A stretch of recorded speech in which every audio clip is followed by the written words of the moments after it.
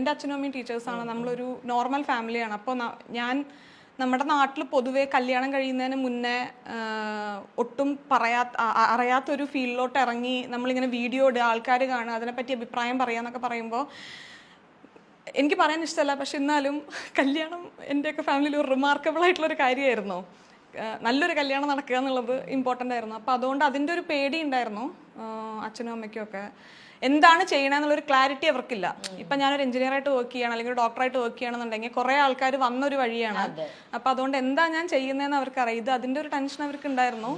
And അത് പലതവണ അവർ stop ചെയ്യാൻ വേണ്ടി ശ്രമിച്ചായിരുന്നു. പക്ഷെ ആ ഒരു സമയത്ത് ഞാൻ ആദ്യം ബൈജൂസിലാണ് വർക്ക് ചെയ്യുന്നുണ്ടായിരുന്നത്. എനിക്ക് ക്യാമ്പസ് പ്ലേസ്മെൻ്റ് ആയിരുന്നു ബൈജൂസിൽ. അവിടെ ഏകദേശം ഒരു 10 മാസത്തോളം ഞാൻ വർക്ക് ചെയ്തു. പക്ഷേ എനിക്ക് അവിടുത്തെ ഒരു വർക്ക് നേച്ചറായിട്ട് മുഴുവൻ അങ്ങോട്ട്, പിന്നെ നമ്മൾ കുറച്ചൊക്കെ പ്രിട്ടൻഡ് ചെയ്തിട്ട് വേണമായിരുന്നു നമ്മൾ കോൾസും കാര്യങ്ങളൊക്കെ ചെയ്യാൻ. അപ്പോൾ എനിക്ക് അത്ര അങ്ങോട്ട് ഈസി വർക്കിംഗ് ആയിരുന്നില്ല അവിടെ. അതുകൊണ്ട് അത് റിസൈൻ ചെയ്ത് വീട്ടിൽ വന്നു. വീട്ടിൽ വന്നു കഴിഞ്ഞപ്പോൾ എനിക്ക് ഒട്ടും ഒരു ക്ലാരിറ്റി ഉണ്ടായിരുന്നില്ല ഞാൻ എന്താണ് ലൈഫിൽ ചെയ്യാൻ പോണത്. എൻ്റെ വീട്ടിലെല്ലാവരും വർക്കിംഗ് ആണ്, ഇറസ്പെക്റ്റീവ് ഓഫ് ജെൻഡർ, എല്ലാ ആൾക്കാരും വർക്കിംഗ് ആണ്. അപ്പം ഞാൻ എഞ്ചിനീയറിംഗ് ഒക്കെ കഴിഞ്ഞ് ഈ റൂമിൽ അടച്ചിരിക്കുക എന്നുള്ളത് ഒട്ടും അംഗീകരിക്കാൻ പറ്റാത്തൊരു കാര്യം തന്നെയായിരുന്നു. അപ്പോൾ ഒന്നെങ്കിൽ കല്യാണം കഴിക്കണം അല്ലെങ്കിൽ ജോലിക്ക് പോകണം. കല്യാണം കഴിക്കാൻ ഞാൻ 1-2 റിലേഷൻഷിപ്പ് ബ്രേക്കപ്പ് ഒക്കെ കഴിഞ്ഞിരിക്കുകയായിരുന്നു. ഞാൻ ശ്രമിക്കണ്ടായിരുന്നെങ്കിൽ നടക്കണ്ടായിരുന്നു.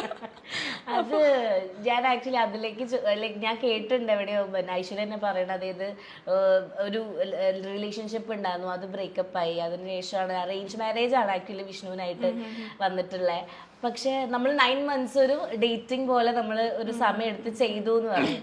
അപ്പോൾ അതെങ്ങനെ അങ്ങനത്തെ ഒരു ഇതിലേക്ക് വന്നത്? കാരണം ഇപ്പം ഇവിടെ ഒരു മലപ്പുറത്ത് കുട്ടി കുറച്ചുകൂടെ ഒരു റൂറൽ ഏരിയയിൽ വളരുന്നു. അപ്പോൾ പെട്ടെന്ന് ഇങ്ങനത്തെ ഒരു ഡിസിഷൻ അല്ലെങ്കിൽ വീട്ടിലേക്കൊക്കെ പറയുമ്പോൾ എങ്ങനെയായിരുന്നു ആ ഒരു ടേക്ക് ഉണ്ടായിരുന്നത്? ആക്ച്വലി അത്ര പ്ലാൻഡ് ആയിട്ടുള്ള ഒരു ഡേറ്റിംഗ് ഫേസ് ആയിരുന്നില്ല. നമ്മൾ കണ്ടു ആ ഒരു കല്യാണത്തിൻ്റെ പീരീഡ് എന്ന് പറയുന്നത്, നമ്മൾ വന്ന് 1 മണിക്കൂർ ഒരാളുടെ അടുത്ത് സംസാരിക്കുമ്പോൾ നമ്മളൊരു മനുഷ്യനെയാണ് നമുക്ക് വേണ്ട അല്ലെങ്കിൽ വേണം എന്ന് പറയുന്നത്. അത് ഒട്ടും എനിക്ക് അംഗീകരിക്കാൻ പറ്റാത്തൊരു കാര്യമായിരുന്നു. ഒരു 10-20 മിനിറ്റ് സംസാരിക്കും, എന്നിട്ട് എനിക്കുള്ള കല്യാണം കഴിക്കാൻ പറ്റില്ല. ഒരു അത്രയും റോങ് ആയിട്ടുള്ള കോൺവെർസേഷൻസ് ഒക്കെ നടക്കുകയാണെങ്കിലാണ് നമുക്ക് ഇത് പറ്റില്ല എന്ന് പറയാൻ പറ്റില്ല. അല്ലെങ്കിൽ വെറുതെ ഒരാളെ റിജക്ട് ചെയ്യുന്നതിൽ മാരേജ് റിജക്ഷൻസ് ഭയങ്കര ഇമോഷണലി ഹേർട്ട് ചെയ്യുന്ന ഒരു കാര്യമാണ്. അപ്പോൾ അതുകൊണ്ട് എനിക്കത് ആരെയും ചെയ്യേണ്ടെന്നുണ്ടായിരുന്നു.